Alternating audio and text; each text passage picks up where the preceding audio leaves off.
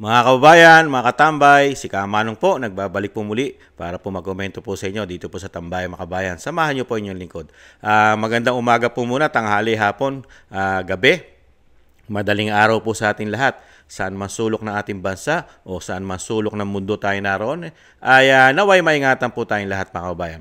Ito po, komentuhan po natin mga tambay. Ito pong nakaraang araw po mga tambay ay inaresto na pong tuluyan at binasahan na po ng kanyang kaso. Ito pong pulis na talagang hindi niya po nakayanan yung ginawa pong pag-aresto at pagdala sa dahig ng kapulisan sa pangunguna po ni Police Chief. Ngayon po, bago na po ang ating PNP Chief, di ba?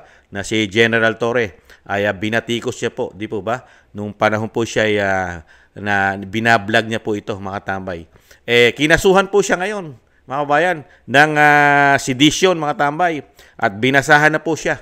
At pakinggan po natin ang balita at komentuhan po natin, mga kabayan. Ito pong ginawa po nila ngayon. Talagang lahat po ng babatikos, lalong-lalo po sa gobyerno, kahit mali, ay nagiging tama po dahil sila po yata ay nasa kapangyarihan. Hindi po ba? Never sila nagkakamali, mga kababayan. Panahon lang naman po yan. Pakinggan po natin ang balita. Inaresto na ang police vlogger na nambatikos kay Pangulong Bongbong Marcos. Siya ang pulis na hindi nagustuhan ng pagpapaaresto kay dating Pangulong Rodrigo Duterte para isuko siya sa ICC. Nasa frontline ng balitang yan si Kari Cator. Ikaw ay may karapatang manahimik. Lahat ng sasabihin mo ay pwedeng gamitin laban sa iyo. Binasahan ng Miranda rights ng arestuhin kahapon ang na-dismiss na pulis at vlogger na si Francis Steve Fontillas. Inaresto siya ng mga tauhan ng Quezon City Police District sa Commonwealth para sa kasong inciting to sedition kaugnay ng Cybercrime Prevention Act. Itinakda ng Quezon City Regional Trial Court Branch 224 ang piyansa sa 36,000 pesos para sa naturang kaso. Video ni Fontillas noong Marso kung saan binatikos niya si Pangulong Bongbong Marcos. Hindi raw siya sang-ayon na iparesto at isuko si dating Pangulong Rodrigo Duterte sa International Criminal Court sa The Hague, Netherlands. Kahit pa mapanood to ni Bongbong Marcos, kahit ano pang sabihin mo, sir, hindi ako susunod sa'yo. Kasi hindi mo naman ako pulis eh. Ito rin ang dahilan kaya sinampahan ng kasong administratibo si Fontillas at dinismiss ng National Police Commission o NAPOLCOM. Para naman kay PNP Chief General Nicolas Torre, isolated case sa hanay ng kapulisan ang ginawa ng dating pulis na vlogger. Siya naman mag-isang gumawa nun at wala namang iba. So, I don't think that he has any following in the PNP. Hindi naman na nagbigay ng pahayag si Fontillas. Nagbabalita mula sa frontline, Yan mga tambay, si Patrolman Francis Portillas mga tambay ay sinampahan na po nila ng kaso mga tambay. Sa pangunguna po siyempre ng bago pong PNP Chief na si General Torre mga tambay. Siyempre po, nakakahiya po kasi yun mga bayan. Nakakahiya po para sa kanila. Dahil saan ka ba naman nakakita? May isip po yung tao. Yung si patrolman po may isip. At alam niya po ang tama at mali. Di ba? Saan ka ba nakakita? Inaresto mo ang dating Pangulong Duterte na hindi mo lang nakakuha ng due process sa'yo. Di po ba? Talagang sapilitan. Kidnapping nga po lumalabas dyan Kaya ito po si patrolman ay may tuturing mo po itong bayani. May dignidad po ito. May prinsipyo. Hindi po siya nagpakaaso. Nagpaka-bulldog. Di po ba? Nagpaka-pitbull. Hindi po siya ganun.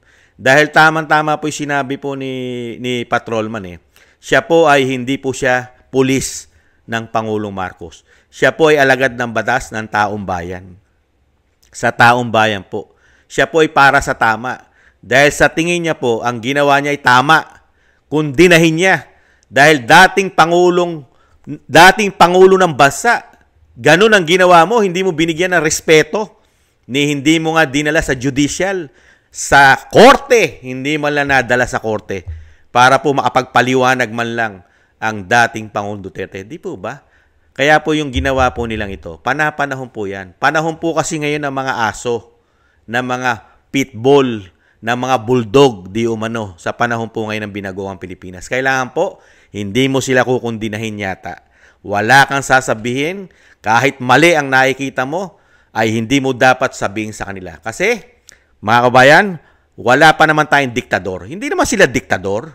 Di po ba? Hindi naman sila nanggigipit. Wala naman po nanggigipit, mga kabayan, kasi never naman sila nagkakamali. Ito pong administrasyon na ito, at lalong-lalo po ang ating kapulisan, hindi naman lahat. Ito lang po yatang nagpapakaaso, nagpapakabuldog, nagpapaka-pitbull dito po sa administrasyon yatang ito. Yan po, sila po yun mga tambay. Mga wala po yatang dignidad dyan. Di po ba? Yung mga tao yatang ganyang klase na alagad ng batas, mga kabayan, 2-5. Hindi kaya? Nagtatanong lang si Kamanong. Kaya sa'yo, patrolman, saludo po kami sa'yo. Saludo po si Kamanong sa'yo. At yan po ay may panahon po yan. Hindi ka naman po magtatagal dyan, yung mga kaso na ganyan. Patrolman, hindi naman po magtatagal yan. May panahon po na balang araw ay mas maganda pa ang mangyayari sa iyong karir, mga kababayan. Hindi po ba? Lalong-lalo na po pagka ang presidente na po ay matino. Sumusunod po sa batas, lalong-lalo po sa proseso ng batas. Hindi po ba? Kaya yung panahon po nila ngayon, lasapin nyo na po. Sulitin nyo na ang panahon nyo. Dahil gamit na gamit nyo ang kapangyarihan yata sa panahon ngayon. Di po ba? Wala na po yata demokrasya ang ating bansa. Kaya po napakarami nga po, di po ba? Pati mga vlogger, iniimbestigahan sa Kongreso, pagka po hindi sumasang-ayon sa kanila. Hindi po ba? At napakarami po, mga kabayan, ibang klase ang ating pong mga kapulisan. Nakatutok po yata, halos sila sa pagpapabagsak. Hindi kaya? Nagtatanong na si Kamanong sa pamilya Duterte. Hindi kaya, mga kababayan? Kasi pati mga kapulisan nagsasampa ng kaso eh. Di po ba? Patong-patong na kaso rin na isinampa nila kay Vice President. Ganyan po ngayon ang ating mga kapulisan ngayon, mga kababayan. Ibang klase na po ngayon.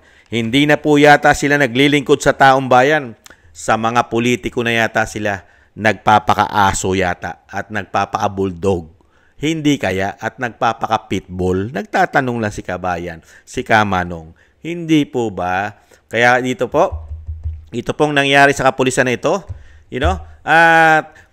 tanggapin mo. Kasi wala ka sa tamang hustisya ngayon sa panahon natin ngayon. Pero darating din hustisya sa iyo, tamang hustisya, Patrolman Francis Portillas, at may gantimpala na darating sa iyo sa bandang huli. Hintayin mo lang. Hintay mo lang, hindi naman magtatagal, malapit na. Ang gulong ay umiikot, ang mundo ay umiikot. Ngayon, sila yung nasa pwesto.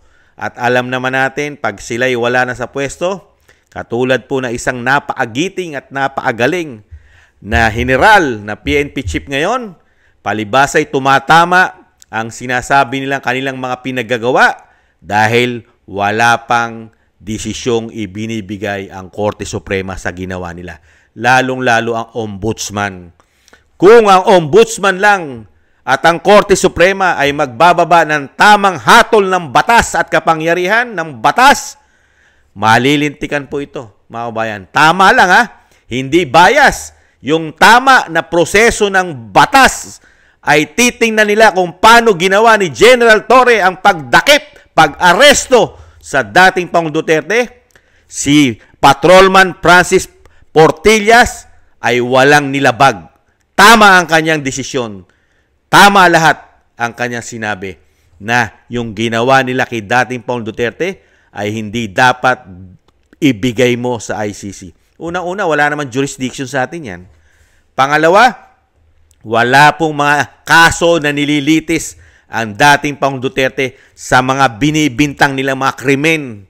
Hindi po ba antemano doon sila nagtumakbo sa ICC dahil nga planted? Di po ba? Ito po, ano po ginawa nila rito, mga kabayan? Di po ba? Talagang politika. Di po ba? Demolition sa pamilya Duterte. Hanggang ngayon na hindi naman po talaga sila lumulubay. Hanggang hindi po nila na-demolish ang pamilya Duterte at mawala na sa politika ang lahing Duterte. Di po ba? Kaya nga po ang pera natin, hindi natin malaman kung saan napupunta. 3 taon, trilyon ang ating pinopondo, nakakautang pa tayo sa labas ng bansa. Di po ba? Ano po nangyari sa atin?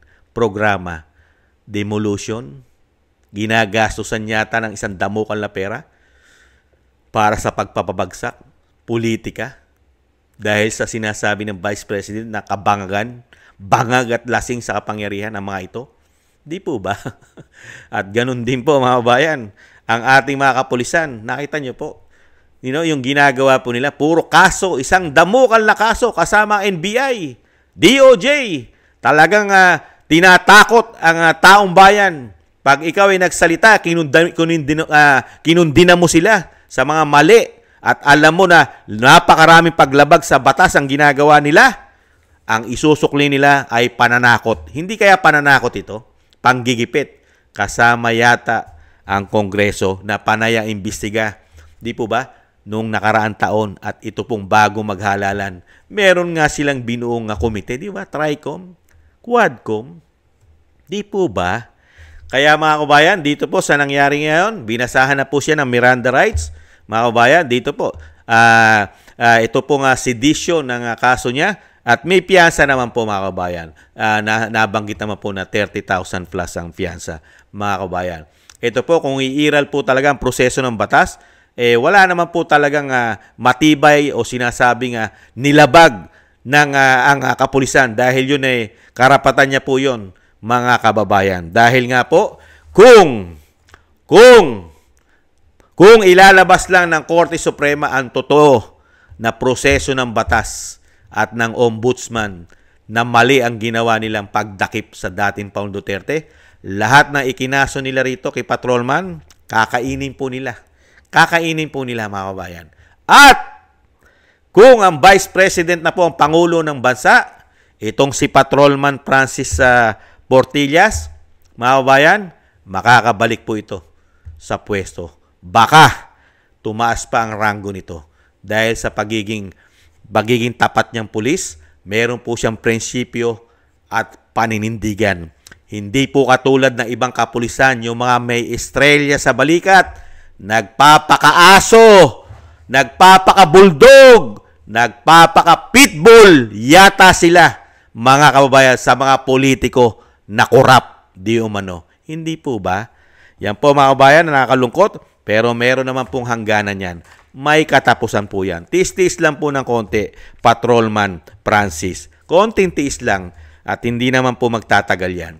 At syempre, napakabilis lang po ng panahon. Hindi po ba? Maraming salamat po sa ating pong mga kababayan na gusto po ng Tambayang Makabayan. Thank you po sa YouTube at TikTok. At ganun din po sa mga nagko-comment, like, share, and subscribe. Thank you po. At sa ating po mga subscribers, maraming salamat po sa inyo lahat. Shoutout po, mabuhay po kayo. Ingatan nawa po mga kababayan. At syempre po, thank you rin po sa mga nagbibigay po ng biyaya sa inyong lingkod.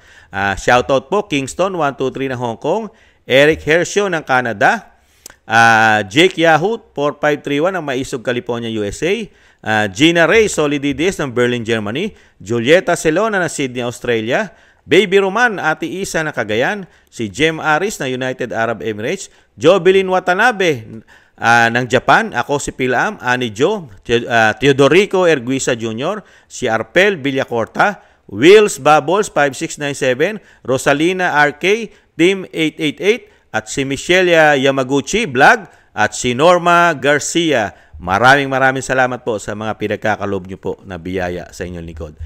Ingat po, maingatan nawa po kayo mga kabayan. At syempre po, bago po tayo magtapos mga kabayan, yung lagi ko po pinaalala na wag po natin kalimutan na lagi po natin isama sa ating mga dasal at panalangin na maingatan po ang pamilya Duterte, ang Vice President, at lalong-lalo po ang ating dating Pangulong Duterte sa kanya pong edad, naway madugtungan pa po ng mahabang buhay at lalo po maingatan ang kanyang kalusugan at makabalik na po sa lalong mabilis sa ating bansa, mga kabayan. Thank you po mga kabayan. Muli po, paalam po muna. Ingat po tayo. Bye-bye. Ingat po.